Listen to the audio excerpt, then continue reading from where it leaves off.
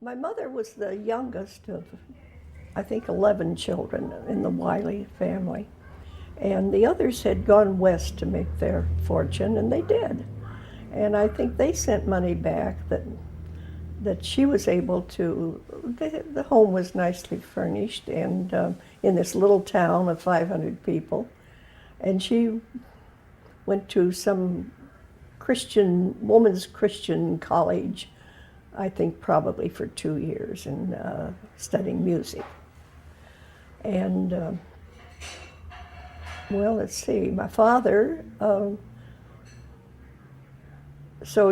really didn't get to know that part of the family. They had mostly gone west.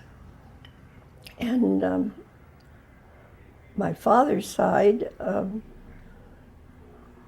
well, they were farmers in the same little town and married one another. He had about 2 years of college in a business college. He became an auditor. And so when I was born, he was an auditor for A.E. Staley Company. And stayed in that, then became with Standard Oil. I was an only child. Well, I wasn't. There was an infant sister that died. So I sort of grew up in Decatur, being an only child, and I didn't have cousins. In those days, you didn't fly across country to visit uncles and aunts or drive your car across. You were lucky to. Not many people had a car. Yes, I think there was a time when I was a toddler that my parents moved to Colorado because one of her older brothers who had gone west to make his fortune did. He was a judge out there, owned real estate, backed people with gold leases, and he did very well. And so they moved out there, and my dad operated a business for him out there for about a year. But what kind of business? I think a general store, like a trading post, a little town called Del Norte in Colorado. Quite a few Indians there. And my mother didn't like it. She wanted to come back and was pregnant. And so they came back here, and I had a sister, and an infant sister named Louise. My dad followed then, and he came with the whooping cough, which he didn't know he had, that he, for some reason, had gotten in Colorado. You wouldn't think so. I survived it, but the infant sister did not.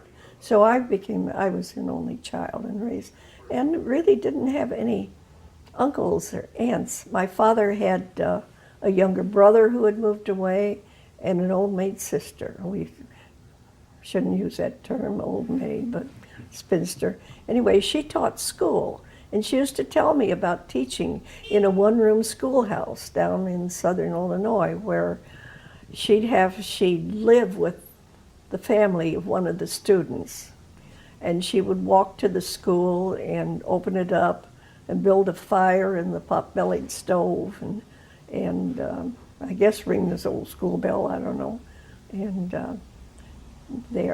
had quite a few,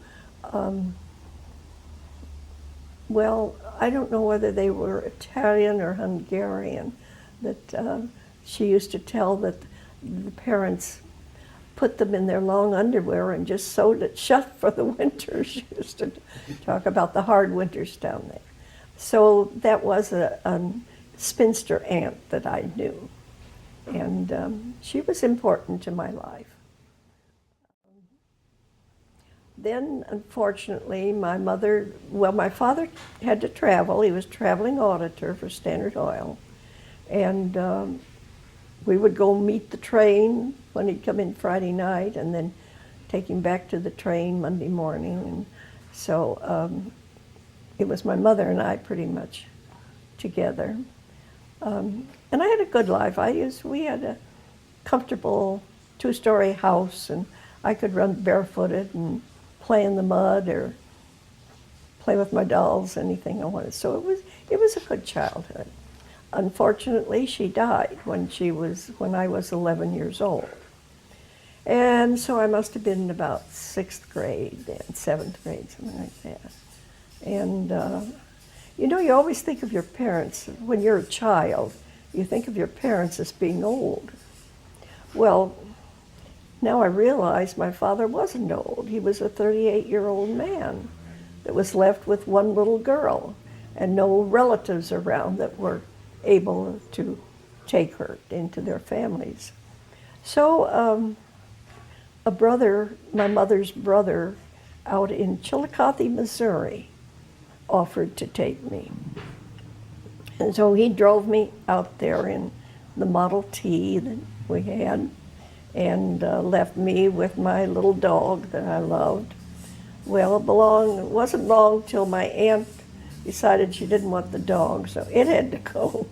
And then, that was in May, I think I was taken out there at the end of school, and come September, she decided it wasn't so much fun having a child because her daughter was off to college.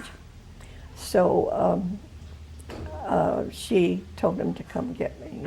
She didn't, which is understandable. She'd raised her family, you know. So then I came back to that little town of Irving of 500 and lived with his parents. That grandfather had been a farmer, and then he owned a livery stable.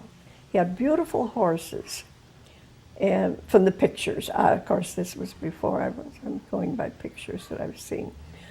Irving at that time, the train came through and salesmen stopped there, and then they would rent a buggy or whatever it was and horses from him to go off on their country calls. So he ran that, and I just have pictures of it and stories of it, and the barn was still there when I was there. I particularly remember the fire bell. If you have a town that size and someone's little frame house catches on fire, you either, if you have a phone, you call them or you run and tell, and then he'd get up in the night. This part I can remember, the year or so I lived there.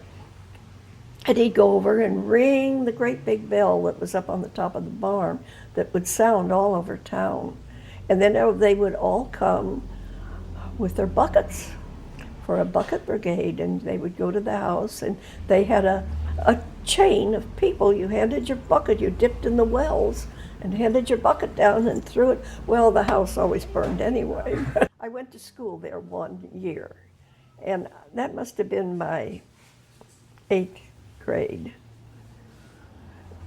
because it was the 7th and 8th grade were in the same room, and the teacher was a man, about your size, that is, and he had a belt, and when the boys didn't, he'd take his belt out. I didn't do well in school because in Decatur they were teaching me music and art and literature, and down there they weren't. They were teaching the old basics, I guess, and things. They used terminology. I didn't know the word, what, orthography, I think it is. Words that subjects they taught, the spelling bees and things like that. So I didn't do well at all, and I had been a good student. So the teacher lived very close to my grandparents, and I would go over there of an evening, and he tutored me for a while, and then everything was fine. But my dad wanted me to have a little better education than was offered there.